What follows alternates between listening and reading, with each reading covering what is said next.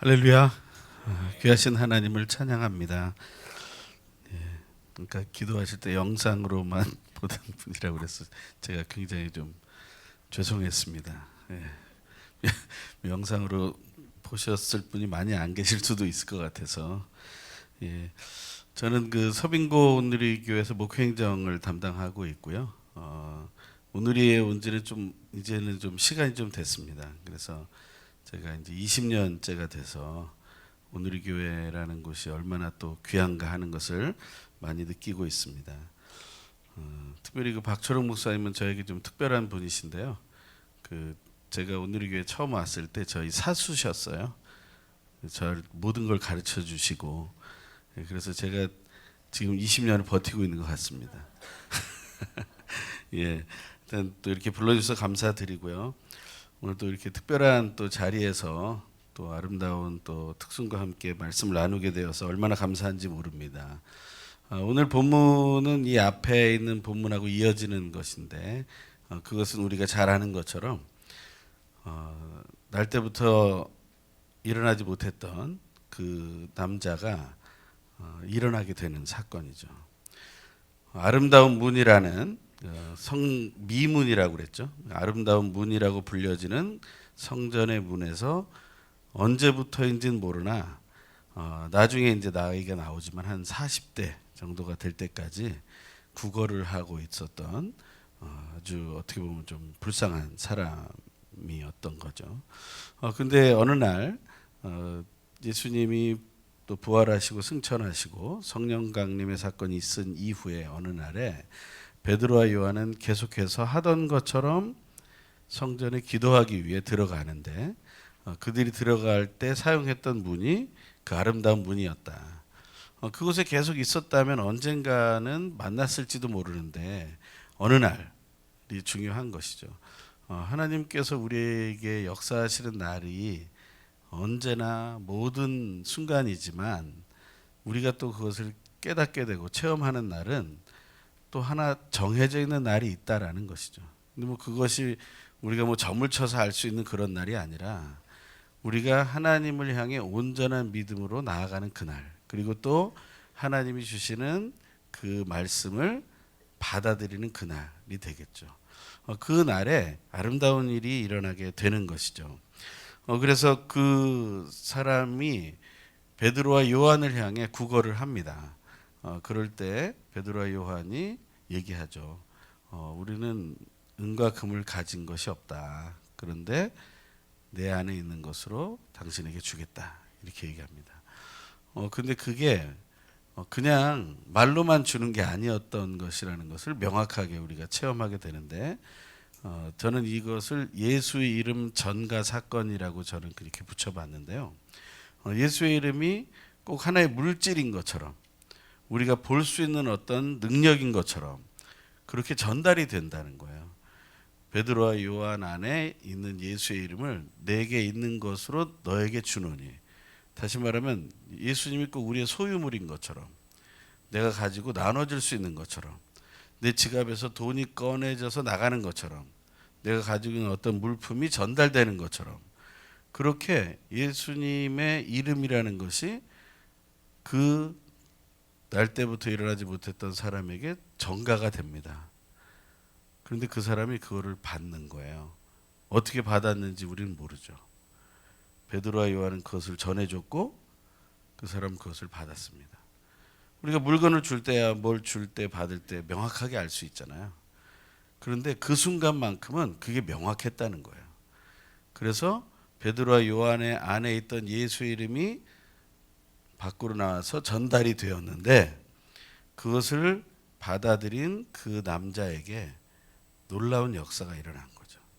그래서 베드로가 요한이 손을 잡고 일으켜 세웠을 때 이 사람의 온몸에 힘이 들어가면서 일어나게 되었고, 걷게 되었고, 뛰게 되었고, 찬양하게 되었던 거죠. 예수의 이름이 여러분 안에도 그렇게 임하였다고 확신하십니까? 그 예수의 이름은 그런 거예요. 예수의 이름은 어떤 금은보다 귀하다. 우리가 이렇게 찬양으로 고백하잖아요. 그건 뭐냐면 내가 금과 은을 만약 받는다면 어떤 기분이실 것 같아요? 아, 이걸 언제 받구나. 현금으로 주지. 이렇게 생각하시겠나요? 아니면 은과 금을 받으면 막 별로 제가 드려야 되는데 드리질 않으니까 감흥이 없는 거. 요즘 말하는 골드바 이런 거를 이렇게 드려야 되는데 진짜 그걸 받는다면 어떠실 것 같으세요? 야, 이게 지금 내가 꿈이야 생시야. 이렇게 될 수 있는 거죠. 그럼 예수의 이름을 받았을 때를 한번 생각해 보세요. 내가 예수님의 이름을 내가 전가받았을 때.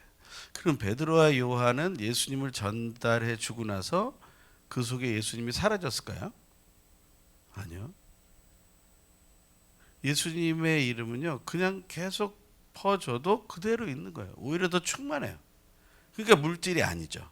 물질은 사실은 전달하면 줄어들게 되는 거예요. 이건 어떤 거랑 비슷하냐면 오병이어의 기적 있잖아요. 오병이어 사건. 그 꼬마가 가져왔던 도시락 그걸 가지고 남자만 5천 명. 그 외에도 같이 왔던 사람까지 세면 더 많았겠죠. 그 사람들이 다 나눠주고서도 12광주기를 남긴 거예요. 굉장히 놀라운 거죠. 어떻게 이렇게 자꾸 커질 수 있냐? 물질이 아니었던 거예요. 그럼 착각이었냐? 착각도 아니었죠. 하나님이 창조주이시기 때문에 가능하다는 것입니다. 이 창조라는 것이 어떤 것인지를 우리는 이 본문 안에서도 체험을 하게 된다는 것이죠. 날 때부터 왜 이 사람은 앉아서 일어나지 못하게 되었는가? 우린 저주라고 생각했죠. 죄의 결과라고 생각을 했던 거죠. 그런데 그것이 아니라 만약에 하나님이 진짜 이 사람을 그냥 날 때부터 일어나지 못하도록 만드셨다면 그건 운명이 아닙니다. 이게 어떤 것이냐면 우리는 사람을 대하는 태도에 대해서 이제 많은 것을 바꿔야 되는 상황이 되는 거예요. 예수를 믿는 사람이라면 우리는 상대방이 그런 모습으로 태어난 것에 대해서 우리는 그대로 받아주는 훈련을 해야 됩니다. 예를 들면 어떤 사람은 멀쩡하게 사는 것 같다가 갑자기 중간에 쓰러지는 거예요. 왜 그러냐 봤더니 옛날부터 희생성이 잘 안 되는, 우리가 그런 경우는 우리는 잘 모르잖아요. 겉으로 볼 땐 다 괜찮아 보이고. 어떤 사람은 날 때부터 심장이 좀 약했던 거예요. 그러니까 좀만 하면 금방 숨이 차고 괴롭고, 요즘 의술이 있으니까 바꾸면 된다 이렇게 얘기하지만 그 바꾼다는 게 보통 어려운 일이 아니죠. 그건 또 그렇게 산다는 거는 너무 힘든 일이고요. 근데 우리는 그런 모습으로 하나하나 다 태어난 거예요. 제 딸은 어렸을 때 갑자기 고막이 이렇게 찢어진 거예요. 고막이. 그러니까 얘가 그냥 우는데 자기 이상한 소리가 막 나니까. 그래서 병원을 갔더니 고막이 찢어졌대요. 그런데 그 다음 주에 가봤더니 다시 붙었대요. 참 장난인지. 근데 얘가 그러고 나선 증상이 없어진 거예요. 근데 그러더니 또 한참을 지나다 보니까 또 눈이 잘 안 보인대요. 그래서 눈이 잘 안 보인다고 그래서 가봤더니 그 이름도 잊어버렸어요. 반만 보이는 거예요. 반만. 세상이 반만 보이는 거예요. 근데 왜 그러나 봤더니 이게 양쪽 눈에서 반만 보이게 되니까 반밖에 안 보인대요. 이게 뇌신경 문제가 있는 거예요. 그래서 이걸 어떻게 하면 좋으냐 그랬더니 치료 방법이 별로 없대요. 근데 또 몇 주 지났는데 보인대요. 좀 이상하죠. 네. 우리는 몰라요. 왜 그런지. 의사도 몰라요. 저희 둘째는 태어나면서부터 제 누나보다 훨씬 더 크게 태어났어요. 근데 한 달을 먼저 태어난 거예요. 예정일보다. 첫째는 예정일을 지나서 태어났는데도 2.06kg인가 태어났어요. 조그맣게 태어났어요. 근데 둘째는 3. 몇인가 4인가 해가지고서 한 달도 출산이 되지 않았는데도 3.4가 돼가지고선 태어난 거예요. 근데 얘가 태어났는데 태어나서 하루 지나서 갑자기 인큐베이터를 들어간 거예요. 중환자 그 아기 중환자실로. 그래서 왜 그러냐 그랬더니 신진대사의 물질이 몇 가지 있는데 그 중에서 몇 개가 지금 부족하다는 거예요. 그 뭔지도 모르죠. 그게 뭐 여러분 그게 뭔지 아세요? 뭐 의사가 아니시니 잘 모르실 거고. 근데 예를 들면 뭐 물어보니 뭐 칼륨, 칼슘, 망간 뭐 이런 요소들이 있대요. 그게 아주 기초적인 요소인데 그 중에 두 가지가 없어서 부족해서 지금 이런 현상이 일어난다. 근데 칼슘, 뭐 칼륨 이런 것들은 좀 아시지만 망간 이런 거 어떻게 망고를 많이 드시면 되나요? 모르잖아요, 우리는 잘. 그게 어떻게 조절되는지도 모르잖아요. 그냥 우린 먹을 수 있는 거 먹고 기다리는 거죠. 어떻게 되는지도 몰라요.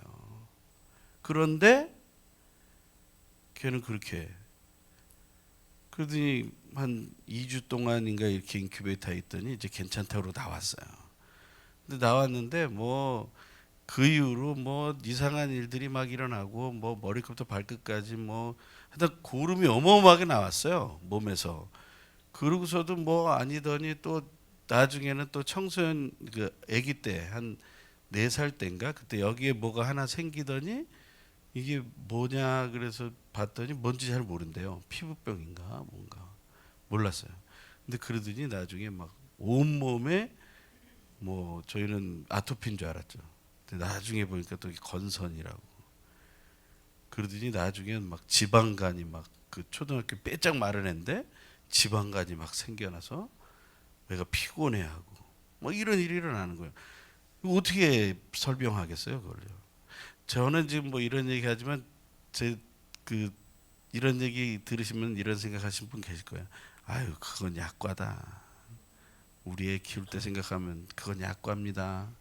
뭐 난처하지 마세요. 저는 그 얘기를 드리는 게 아니라 창조의 본질이라는 게 무엇인지를 우리가 한번 회복해야 된다는 거예요. 예수의 증인이 되려면요, 창조의 본질이 무엇인지를 명확하게 이해해야 됩니다. 우리가 세상에서 잘 태어났다라고 한다고 해서 그 잘 태어난 게 뭐냐라는 거예요. 잘 태어난 기준이 뭡니까? 한번 잘 태어났다. 이 사람이 바르게 태어났다. 그러면 어떻게 태어난 거예요? 뭐 사지 멀쩡하고 뭐 이런 겁니까? 아니면 아까 말했던 신진대사에 문제가 없어야 됩니까? 아니면 뭐 장기 등기 잘 돼서 태어나야 합니까? 근데 우리 다 약점을 가지고 있잖아요. 그렇죠? 어떤 분은 이쪽이 약하고 어떤 분은 이쪽이 약하고 막 이러잖아요. 또 양쪽 다 약한 분도 있고. 그거 어떻게 해야 돼요? 하나님이 창조의 본질의 기준, 잘 태어났다는 기준은요, 생명이 있으면 잘 태어난 거예요. 그걸 기준으로 삼으셔야 돼요. 우리가 세상에서 이제 만날 사람들의 종류가 너무너무 많아요. 제가 예전에 20년 전에 처음 와가지고 회복사역에서 담당한 팀이 하나 있었는데 지금은 없어졌죠. 그건 뭐냐면 뭐 온누리교회 장애인 본부가 부서가 있었는데 그 말고 발달장애 아동 부모 모임이라는 모임이 있었어요. 회복사역에. 왜냐하면 장애인 부서는 장애인 아이들을 대상으로 하는 거지 부모를 대상으로 하진 않아요. 근데 그 부모는 사실은 이게 다 썩어지는 거거든요. 그런데 그때 와서 만난 그 여성 중에 한 명이 자기가 임신을 하고 있는 한 여인이었는데 그 첫째 아이가 발달 장애였던 거예요. 근데 둘째를 낳았는데 둘째도 발달 장애가 된 거예요. 그러면서 그냥 계속 울면서 또 이러는데 또 임신을 한 거예요. 그런데 검사를 해보니까 셋째도 발달 장애 판정을 받은 거예요. 이거 어떻게 해야 돼요? 근데 그 남편은 다 부인이 잘못했다. 그 시댁에서는 여자가 문제다. 이렇게 얘기를 하는 거죠. 그러면서 자녀를 돌보는 건 그냥 이 여자의 몫인 거예요. 그럼 어떻게 해야 되는 거예요? 우리는 그런 상황에서 예수의 증인의 눈으로 바라봐 줘야 된다는 거예요. 예수님이 세상의 사람들을 바라보실 때 예수님이 바라보는 한 영혼의 범위는 어디까지입니까? 지금 이 앞에 있는 본문에서 베드로와 요한이 그를 일으켜 세우니까 사람들이 누굴 바라봤을까요? 제일 먼저는 일어난 사람 봤겠죠. 그러고서 누굴 본 거예요? 베드로와 요한을 본 거죠.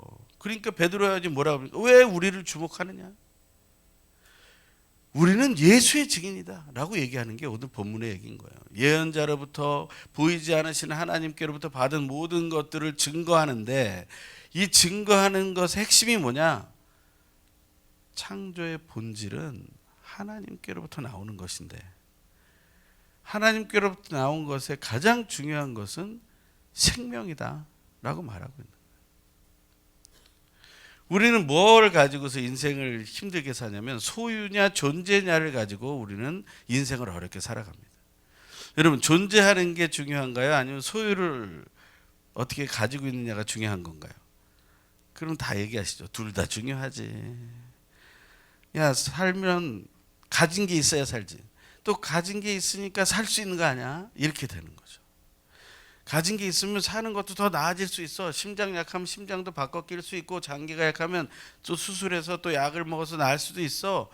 뭐 요양할 때라도 돈이 있어야 요양을 하지. 뭐 이런 거예요. 우리는 돈에 이렇게 방향이 잡혀져 있어요. 재물에, 물질에 방향이 잡혀져 있어요. 왜냐면 그렇게 된 지가 너무 오래됐습니다. 너무 오래됐어요. 이 물질의 생각이 사로잡힌 게 오래됐을까요? 아니면은 오늘 그 크로마 하프를 하셨는데 크로마 하프가 만들어진 게 오래됐을까요? 크로마 하프가 언제 만들어졌는지 아세요? 제가 딱 크로마 하프를 너무 오랜만에 봐가지고 옛날에 좀 봤었거든요. 어렸을 때.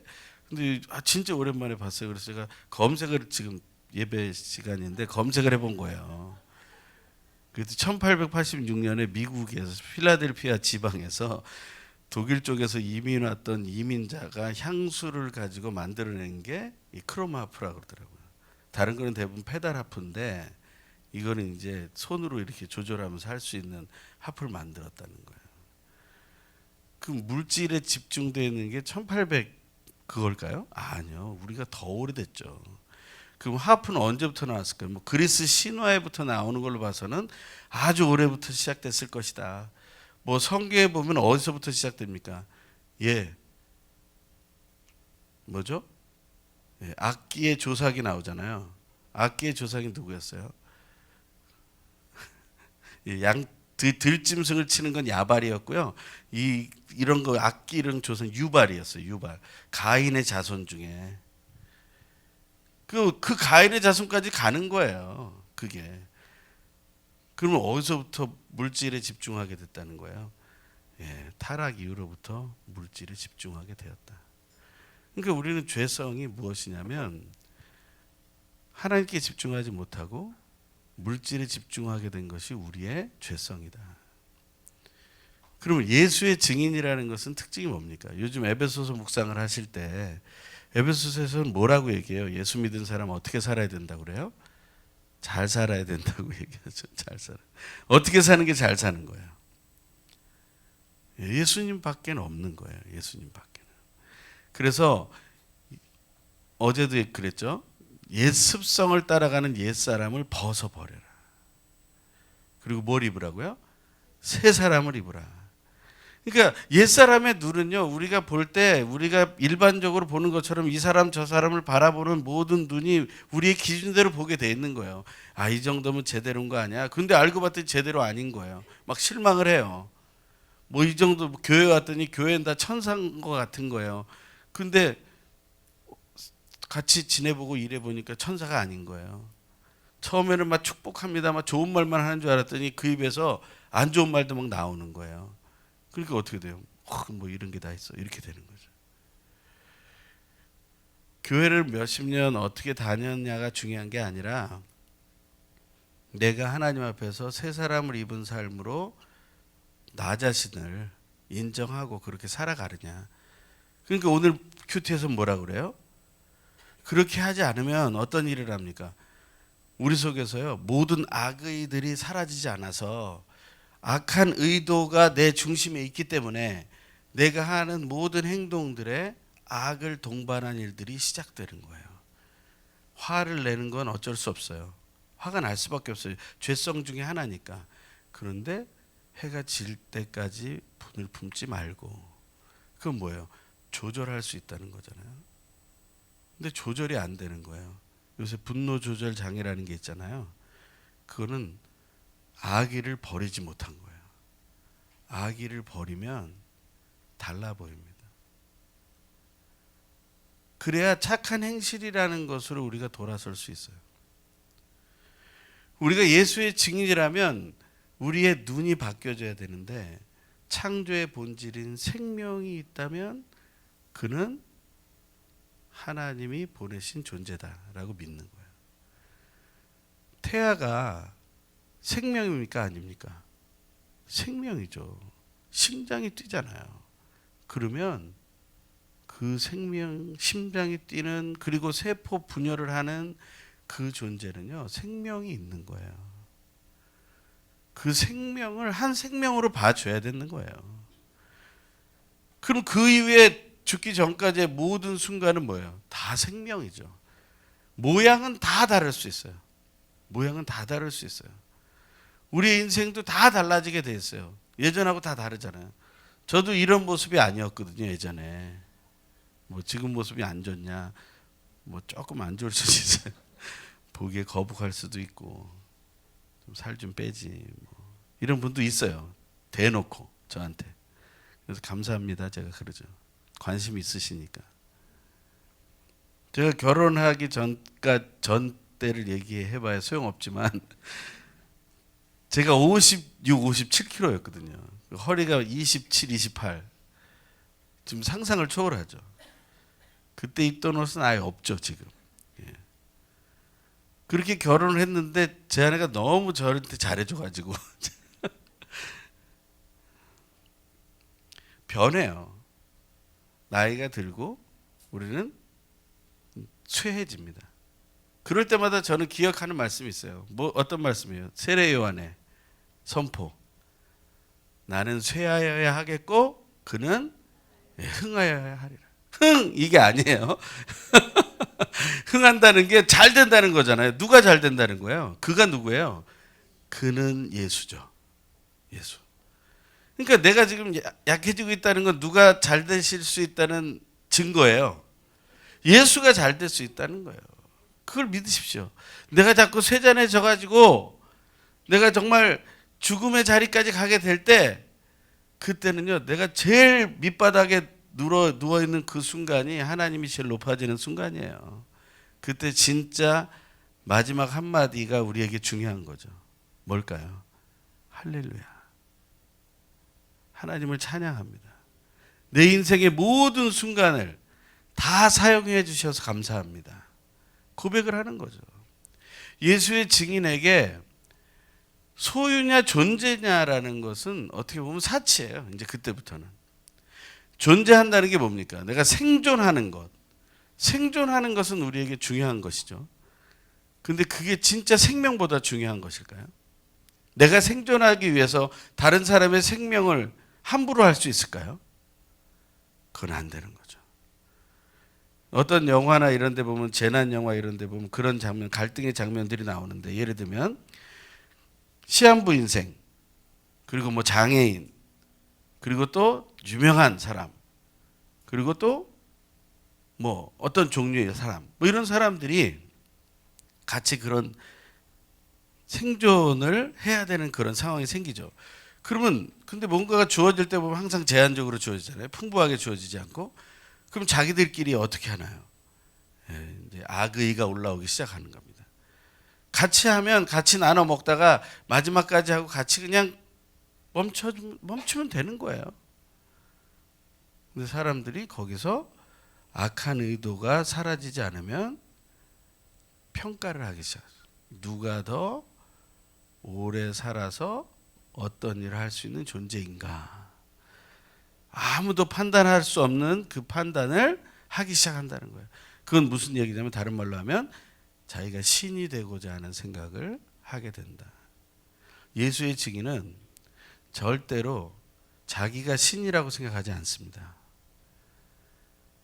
오직 하나님은, 하나님 아버지와 예수 그리스도 성령 하나님, 삼위일체 하나님 외에는 없어요.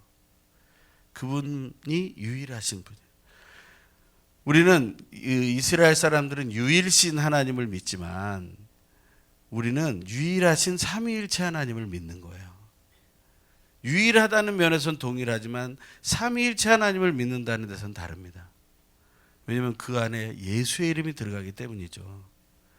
예수는 어떤 존재예요? 사람이었잖아요. 우리가 1:1 교제에서 얘기하는 것처럼 완전한 사람이셨는데 완전한 하나님이시잖아요. 왜냐하면 원래부터가 하나님이셨잖아요. 그는 근본 하나님과 본체셨잖아요. 근데 기득권을 취하려고 하지 않으시고 자기를 비워 종의 형체를 가져 사람의 모양으로 나타나셨다. 빌립보서 2장에 고백하고 있잖아요. 그 고백을 믿는 게 중요한 거예요. 그 예수, 그분이 우리가 증거해야 할 대상이시다. 창조의 본질은 바로 생명에 있습니다. 그런데 그 생명을 가장 귀하게 여기고 내가 악의를 버리는 삶으로 나아가려면 어떻게 해야 됩니까? 우리에게 중요한 것은 예수님의 마음이 회복돼야 돼요. 예수님의 마음이 회복되지 않으면 우리는 그 사실을 알 수가 없습니다. 한번 우리 가슴에 손으로 한번 따라해 보시죠. 예수님, 나의 주인이시니 내 마음 중심에 오셔서 창조의 본질인 생명의 능력을 회복하게 하시고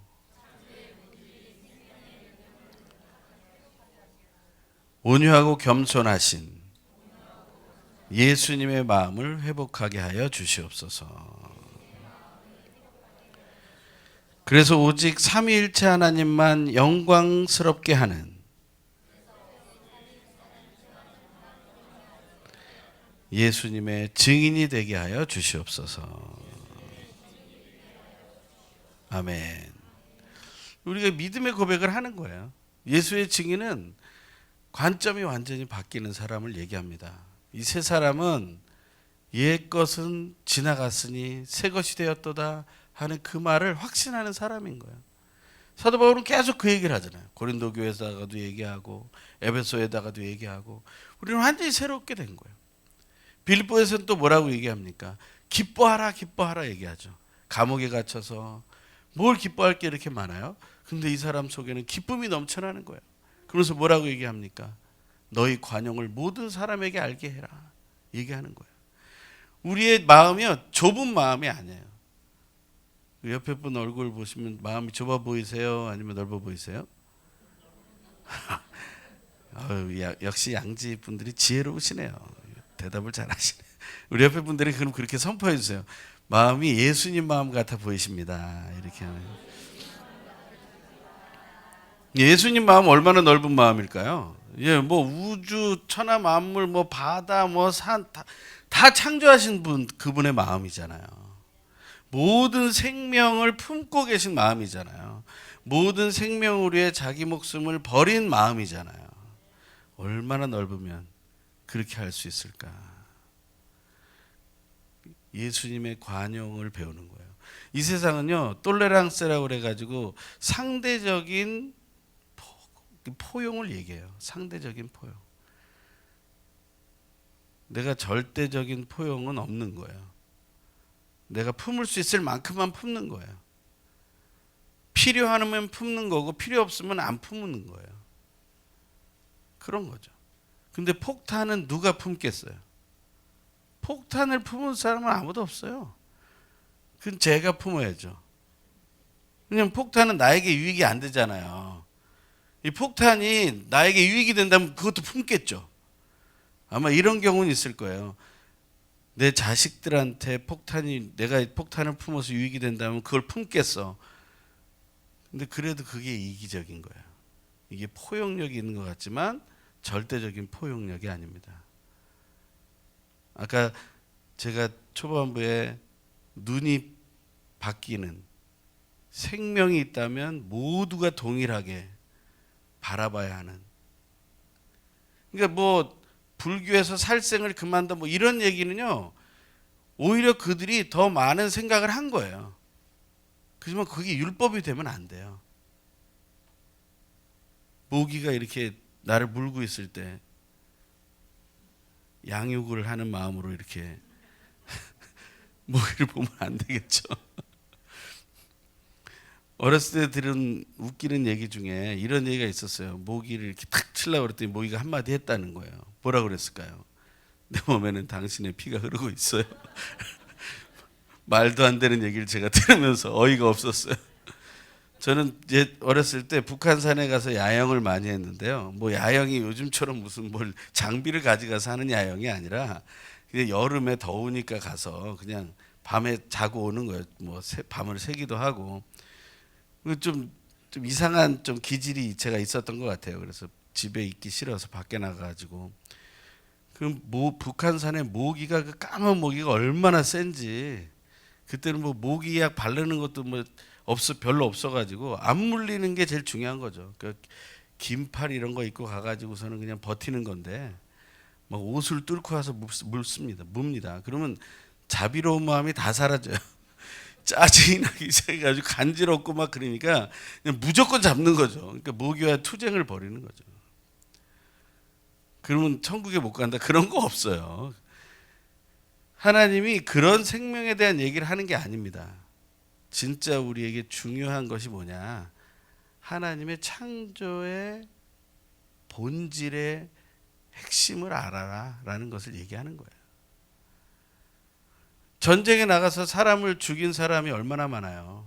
성경에서도 여호수아 같은 사람이 얼마나 많은 사람 죽였어요. 다윗은 또 얼마나 많은 사람 죽였고요. 천국에서 여호수아 다윗을 만날 수 있을까요? 어떻게 생각하세요? 우리의 기준은요, 어디가 진짜인지를 잘 몰라요. 하나님이 원하시면 그 일을 해야 된다. 근데 또 어떤 사람들은 그걸 악용을 하는 거예요. 하나님의 계시라고 그래서 어떤 사람들을 막 함부로 대하고 멸시하고. 이단 집단에서 그런 게 얼마나 많았는지 몰라요. 사람들이 죽어나가도 그냥 그들은 하나님이 버린 존재야 라고 마음을 먹어버리면 끝나는 거예요. 우리의 생각은 정말 예수님의 마음으로 가지 않으면 언제나 실수하고 실패하게 되어 있습니다. 우리가 예수의 증인이라면 단지 예수의 이름만을 드러낼 것이 아니라 우리의 삶에서 그것을 보여줄 수 있어야 된다는 거예요. 오늘 본문에서도 15절에 생명의 근원이 되시는 분을 죽였다라고 얘기하잖아요. 그건 뭐예요? 우리는 창조의 본질을 깨닫지 못했다. 생명을 귀중히 여기는 것뿐만 아니라 생명의 근원은 더 귀중하게 여겨야 되는데, 여러분 그 시냇물이 졸졸졸 흘러가요. 그러면 깨끗한 물이면 옛날에 막 퍼서 먹었잖아요. 제가 어렸을 때만 해도 저희 미아리 산골짜기에서 흐르는 물을 그냥 막 퍼먹었거든요. 그래도 뭐 이상하지 않았어요. 특히 샘 근처에 가서 그 물을 먹으면 더 좋았어요. 약수터 같은 거 만들어서 먹잖아요. 그런데 그 샘에다가 이상한 것 하는 사람들이 또 있더라고요. 이상한 사람들이죠. 그 근원까지 망쳐놓으려고 하는 사람들이 너무나 많다. 그게 어디서부터 나왔을까? 그게 사탄의 생각이죠. 그게 악한 의도죠. 그 악한 의도가 가다 보니까 어디까지 간 거예요? 예수를 죽이는 자리까지 간 거예요. 예수님 죽임당한 이야기를 우리가 고난주간 때마다 보지만 예수님이 죽을 이유가 하나도 없잖아요. 아니 어떻게 바나바라는 사람을 살리고 예수가 대신 죽을 수 있으며, 예수의 사형 선고가 새벽 3시에 잡혀서 뭐 한 6시부터 심판이 시작됐다고 하는데 여기저기 왔다 갔다 하느라고 이동거리도 생각해 보면 재판받은 시간은 얼마 되지도 않아요. 거기다가 39대 태장으로 채찍으로 맞아서 살이 다 찢기고 피가 터지는 그러한 시간까지 생각을 하면 선고하는 시간은 진짜 성경에 나온 몇 마디 나오는 말 정도밖에 없는 것 같아요. 그것도 거짓 증언, 불법 재판, 말도 안 되는 처벌. 빌라도는 손을 씻었고요. 십자가에 못 박으라고 넘겨는 줬지만 사형을 선고하진 않았습니다. 자기가 빠져나갈 구멍은 다 만들어놨죠. 그러니까 공식 기록에 사형 언도 기록이 없는 거예요. 그런데 유대교에 있는 무리들하고 로마 군사들이 같이 연결돼서 예수를 죽입니다. 근데 그렇게 빨리 죽을 줄 몰랐죠. 예수님의 죽음은요, 이 베드로와 요한의 고백 그대로예요. 생명의 근원을 죽이려고 했던 것. 그런데 하나님이 어떻게 하신 거예요? 다시 살려내신 거예요. 다시 살려냈다. 이 다시 살려냈다라는 게 이 앉아있던 사람을 일으켜 세운 거예요. 그 살려냈다라는 믿음이 전가가 되는 거예요. 예수의 이름과 함께. 지금도 우리 속에 나를 연약하게 만들고 포기하게 만들고 악한 의도를 계속 지니도록 만드는 그 모든 원인들을 향해 예수의 이름이 전가돼야 돼요. 그럼 그 눌려있던 것에서 우리는 해방이 되고 일어서게 될 것입니다. 우리가 일어선다고 해서 우리의 질병이 다 낫고 우리가 모든 생명이 다시 시작된다, 그렇게 보장할 수 없어요. 하지만 우리 속에서 모든 것이 이제 눌리지 않는 자유함을 얻게 된다. 어떤 두 다리를 잃어버린 분이 있었어요. 자기 인생 함부로 살다가. 근데 그 사람이 성령의 충만함을 받았어요.